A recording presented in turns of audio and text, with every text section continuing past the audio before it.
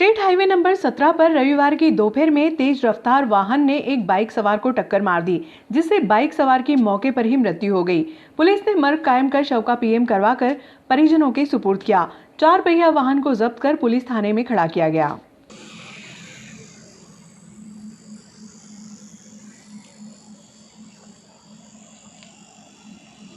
State highway number 17 पर रविवार की दोपहर में आयशर नंबर MP 13 GA 1564 के चालक ने लापरवाही पूर्वक तेज गति से वाहन चलाकर गांव डाबरी में शुभम पिता प्रकाश दास बैरागी निवासी नवादा को टक्कर मार दी, जिससे शुभम की मौके पर ही मृत्यु हो गई। बाइक को टक्कर मारने के बाद आयशर अनियंत्रित हो गई और खाई में जा गिरी। पुलिस ने क्रेन की मदद से आयशर को खाई से बाहर निकाला। SI राजेश कुलमी ने बताया कि कुलदीप बैरागी की शिकायत पर आयशर के चालक के खिलाफ प्रकरण दर्ज कर वाहन को जब्त कर पुलिस थाना परिसर में खड़ा किया।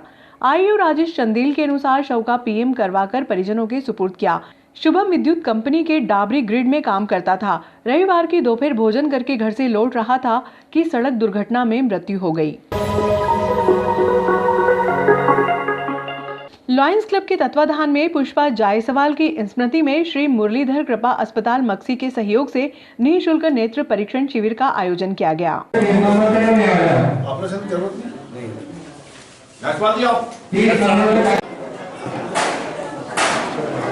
लॉयंस क्लब नागदा पिछले 10 वर्षों से नेत्र शिविर का आयोजन करता आ रहा है। नागदा शहर और नागदा शहर के आसपास के गांवों में हम गरीब बस्तियों में जाके वहां कैंप करते हैं, वहां प्रचार प्रसार करते हैं और हमारा प्रयास रहता है कि ज़्यादा से ज़्यादा ज़रूरतमंद को यह लाभ हो। कैंप में सभी मरीजों को निःशुल्क ऑपरेशन होता है मोतियाबिंद का।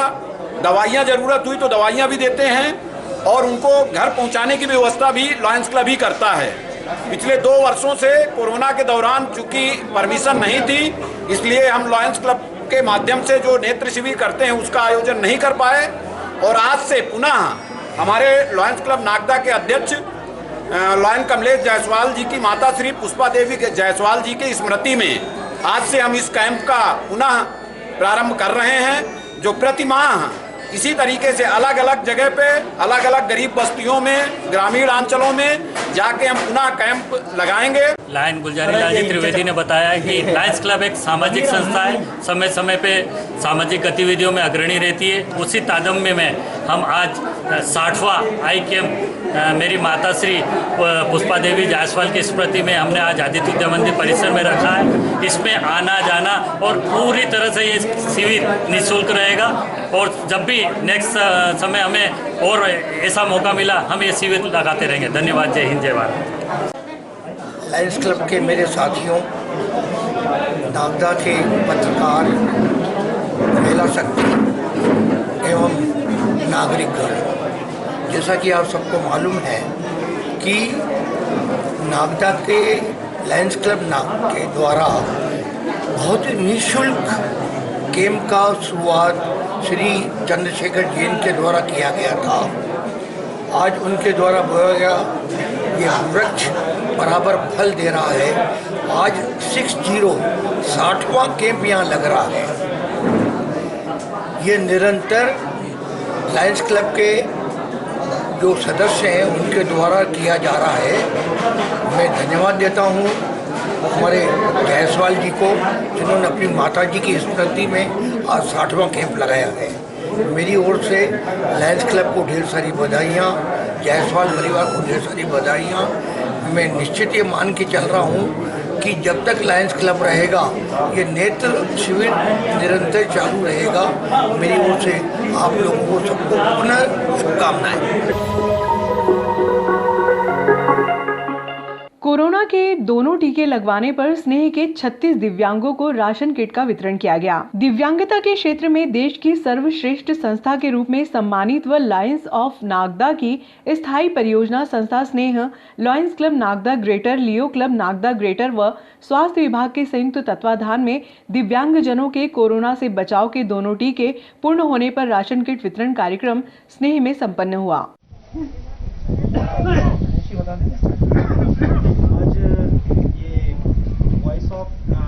जो अमेरिका की संस्था है और हमारा इसके संयुक्त तत्वाधान में हम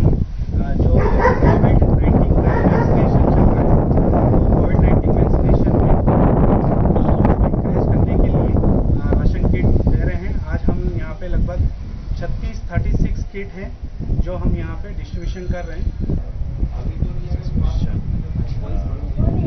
महेश जी हमारे बीच पधारे, अभय जी और यहाँ पधारे हुए सभी लाभार्थी। निश्चित मानिए कि अभी दिवाली का त्यौहार निकला है और पिछली दिवाली हमने कैसे मनाई थी और इस दिवाली को देखें तो कहीं ना कहीं हमको अंतर दिखता है। पिछली दिवाली पर कई परिजन, कई परिवार के लोग हॉस्पिटल में एडमिट थे कोविड की संक्रमण की वजह से, लेकिन इस दिवाली पर हम सभी ने एक खुशी के साथ में इस त्यौहार को मनाया। उसका कारण यह था कि अधिकतर लोगों ने वैक्सीनेशन करवा लिया। किट वितरण समारोह में हमारे बीच उपस्थित हमारे लायंस डिस्ट्रिक्ट 3233 G2 के zone chairperson lion Vinayraj Sharma ji, हमारे राष्ट्रीय न्यास जो कि सामाजिक न्याय एवं अधिकारिता मंत्रालय के दिव्यांगजन अधिकार डिपार्टमेंट के अंतर्गत आता है, उसके बोर्ड मेंबर हमारे दुबे सर जो जबलपुर से हमारे बीच उपस्थित हैं, हमारे लायंस के वरिष्ठ साथी लायन अजय अग्रवाल जी, लायन निर्मल जैन जी, लियो क्लब नागदा ग्रेटर के अध्यक्ष लियो हर्षल धाकड़, स्नेह की उपनिदेशक डॉक्टर नीति डेनियल, स्नेह के एडमिनिस्ट्रेटिव उपनिदेशक महेश जी, यहाँ उपस्थित सभी दिव्यांगजन, उनके परिवारजन। जैसा कि आप सब जानते हैं कि स्नेह लगातार दिव्यांगों के लिए विभिन्न कार्य करता रहता है और इसमें हमें कई सारी संस्थाएं उस कार्य में हमारी सहभागी भी बनती है। जब ये वैक्सीनेशन शुरू हुआ था तब हमने हमारे प्रणव देसाई जी हैं जो रहते हैं अमेरिका में हैं, वो हिंदुस्तान के हैं और दिव्यांगों के लिए वो काफ़ी उनकी संस्था वॉइस ऑफ से काम करती है। हमने उनसे निवेदन किया था कि शुरुआत में चूंकि लोग वैक्सीनेशन कराने से डर रहे थे तो हमने ये प्रस्ताव रखा था कि हमारे दिव्यांग भाई बहन उनके लिए ये वैक्सीनेशन हो, उनको एनकरेजमेंट मिले, तो जो भी वैक्सीनेशन कराए उसको हम एक किट प्रदान करें। ये राशन किट है जिसमें लगभग प्रति किट में ऑलमोस्ट 750 रुपये की सामग्री, दाल, चावल, तेल, मसाला और अन्य सामग्री इसके अंदर रखी गई है, वो हमने देना शुरू की थी। तत्कालीन केंद्रीय सामाजिक न्याय एवं अधिकारिता मंत्री डॉक्टर थावरचंद गहलोत जी के माध्यम से इस अभियान की शुरुआत हमने की थी और 500 से अधिक लोगों को हम किट बांट चुके हैं। अभी वर्तमान में हम सब जान रहे हैं कि शासन ये प्रयास कर रहा है कि जिनने एक डोज लगाया है और दूसरा डोज जिनका बाकी है, ऐसे कई लोग हैं। हमने फिर इस अभियान को इसीलिए शुरू किया कि हमारे वो दिव्यांग भाई बहन जो दोनों डोज लगा चुके हैं, हम उनको ये किट आज प्रदान करने जा रहे हैं।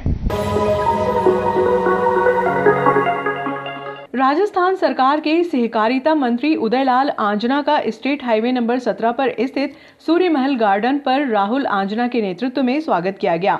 आंजना ने बताया कि गांव सोडना में समाज की भव्य धर्मशाला का निर्माण कार्य इन दिनों जारी है। उसी के आयोजन में शामिल होने के लिए समाज के गौरव सहकारिता मंत्री आंजना राजस्थान से मालवा की धरती पर पहुंचे। क्या मामला था? आज हमारे समाज के गौरव उदयलाल जी आंजना साहब पधारे थे, मंत्री साहब, उनका स्वागत हमने किया है। आज हमारे समाज की धर्मशाला जो बनने जा रही है सोडंग में, उसके उद्घाटन में आए थे साहब हमारे और उनका स्वागत हमने किया है। वो हमारा आंजना समाज के गौरव है। लॉकडाउन के बाद से देश में बेरोजगारी का ग्राफ बढ़ा है। बेरोजगारी के कारण आवश्यकताओं की आपूर्ति न होने पर आत्महत्या कर रहे हैं लोग। ये बात पीसीसी प्रतिनिधि बसंत मालपानी ने रविवार को बिलाग्राम के 3 वार्डों में रैली के दौरान कही। उन्होंने कहा कि जातिवाद के नाम पर युवाओं व आम जनों को बरगलाकर वोट लेने वाली भाजपा सरकार के मुखिया मोदी देश की बिगड़ते आर्थिक हालातों के लिए दोषी हैं। ये बात याद रखी जाए कि ये महंगाई को कम नहीं कर पाए और सभी लोगों से ये भी निवेदन करना चाहता हूं कि जो हमारे द्वारा नागदा के 36 वार्डों में अभियान चलाया जाएगा उसमें हमें सहयोग करें। धन्यवाद। बहुत हुई महंगाई की मार, बस करो मोदी सरकार। आज पूरे देश में कांग्रेस पार्टी द्वारा महंगाई के ऊपर जन जागरण अभियान चलाया जा रहा है। इसी के अंतर्गत आज हमने नागदा में भी सभी साथियों ने मिलकर बार निचली बस्तियों में जाकर लोगों को एक छोटी रैली के रूप में जागरूक करा। आप देख रहे हैं कि हर क्षेत्र में महंगाई किस तरह हावी हो रही है।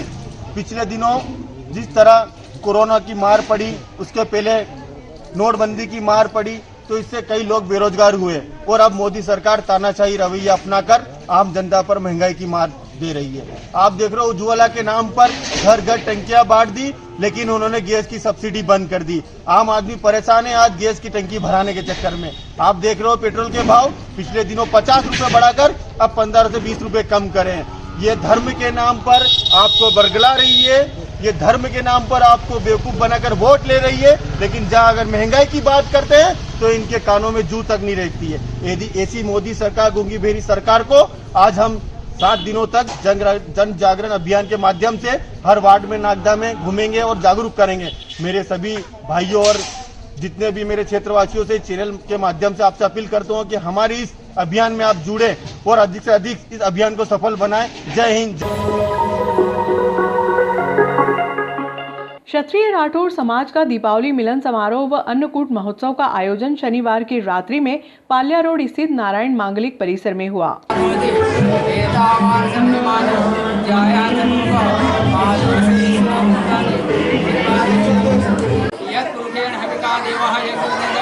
अखंड मंगला गणाना केनोपान तेतेषां दुग्नाशयध्वम् इति संचित मनसा विश्रांतं समन्वयनं योग विज्ञान गम्यं वंदे विष्णु भवहरणं सर्वलोकैकनाथं अत्यन्तान्मोह माल्यार्पणं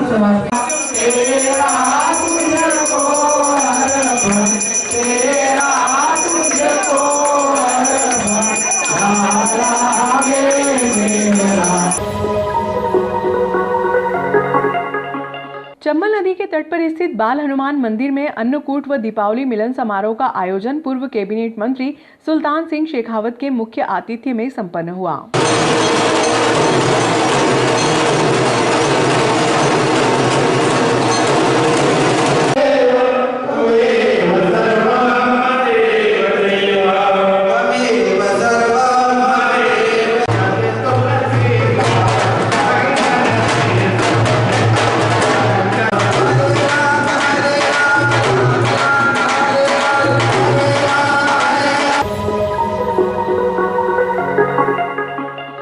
बिजली विभाग आलोट द्वारा ग्राम भीम के किसान भेरू सिंह की बिल की बकाया राशि वसूल करने हेतु विद्युत मोटर वायर जब्त किए जाने से परेशान होकर किसान द्वारा आत्महत्या करने पर विरोध में ब्लॉक कांग्रेस कमेटी आलोट द्वारा प्रदर्शन कर मुख्यमंत्री के नाम ज्ञापन MPEB कार्यालय आलोट में तहसीलदार आलोट किरण बरवड़े को दिया गया।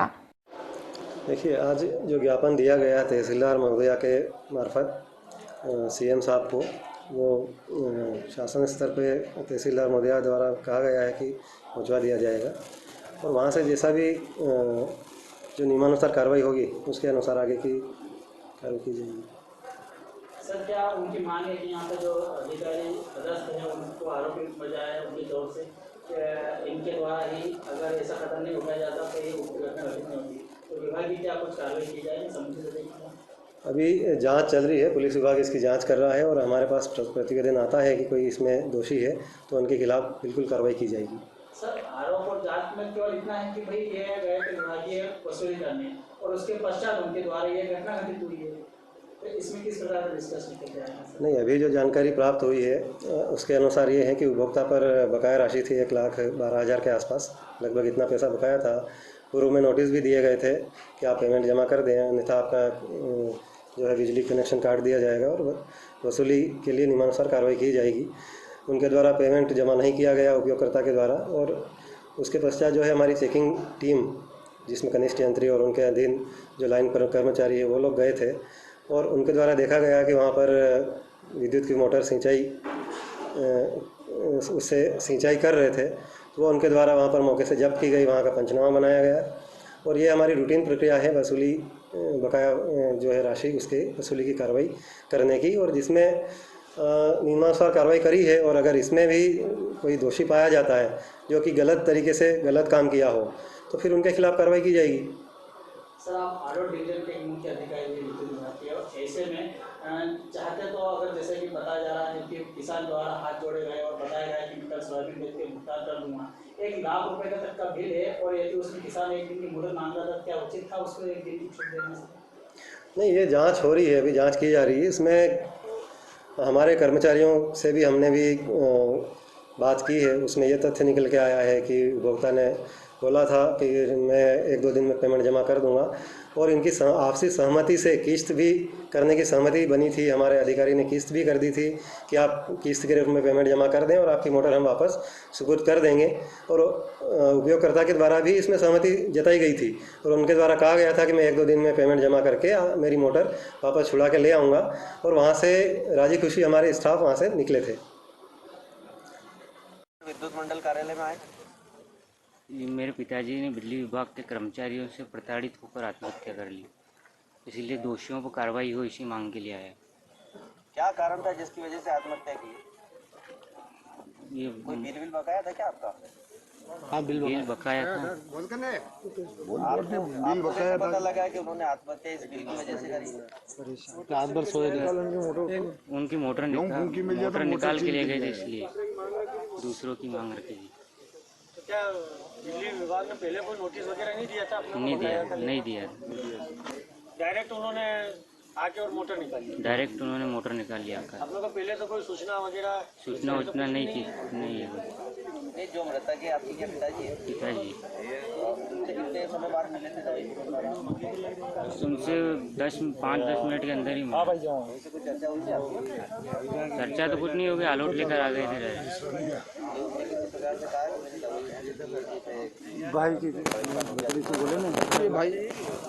उन्होंने कहा था कि मोटर निकाल के ले गए, इसलिए आपके द्वारा ज्ञापन दिया गया। बड़ा ही दुखद मामला है हमारे किसान साथी भीम के श्री वीरू सिंह जी को आज विद्युत मंडल की परेशानी के कारण आत्महत्या करने को मजबूर होना पड़ा। आज प्रदेश में भाजपा की सरकार है जिनके द्वारा किसानों को लगातार प्रताड़ित किया जा रहा है और विद्युत मंडल को खुली छूट दी जा रही कि किसानों को जबरन उनकी मोटरसाइकिलें उठा के लाओ, उनकी मोटरें खींच के लाओ, और जिसके कारण आज एक सम्मानजनक हमारे साथी किसान ने मौत को गले लगाने का काम करा। जिसके विरोध में हमने ब्लॉक कांग्रेस कमेटी द्वारा धरना प्रदर्शन कर पीड़ित परिवार को 1 करोड़ का मुआवजा दिया जाए और परिवार को नौकरी दी जाए और उनका बकाया बिल माफ़ किया जाए। इस मांग को लेकर हमने धरना प्रदर्शन किया है। अगर यदि शासन प्रशासन ने अगर मांग पूरी नहीं की तो हमारे द्वारा आने वाले समय में माननीय विधायक जी मनोज जी चावला के नेतृत्व में सभी ग्रामीण क्षेत्र से किसानों के माध्यम से यह धरना प्रदर्शन किया जाएगा, जिसकी समस्त जवाबदारी शासन प्रशासन की रहेगी और इतने लोग आएंगे पूरे ग्रामीण क्षेत्र से कि आलोट की सड़कें कम पड़ जाएगी।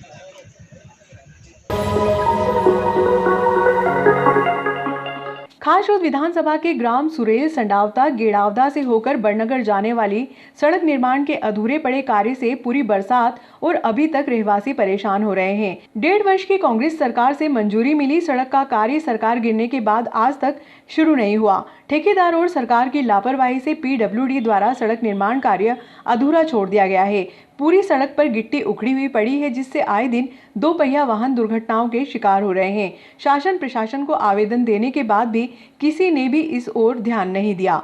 वाहन रैली लेकर ज्ञापन देने एसडीएम कार्यालय पहुंचे और 3 दिनों में कार्य शुरू नहीं हुआ तो उग्र आंदोलन और भूख हड़ताल की चेतावनी दी।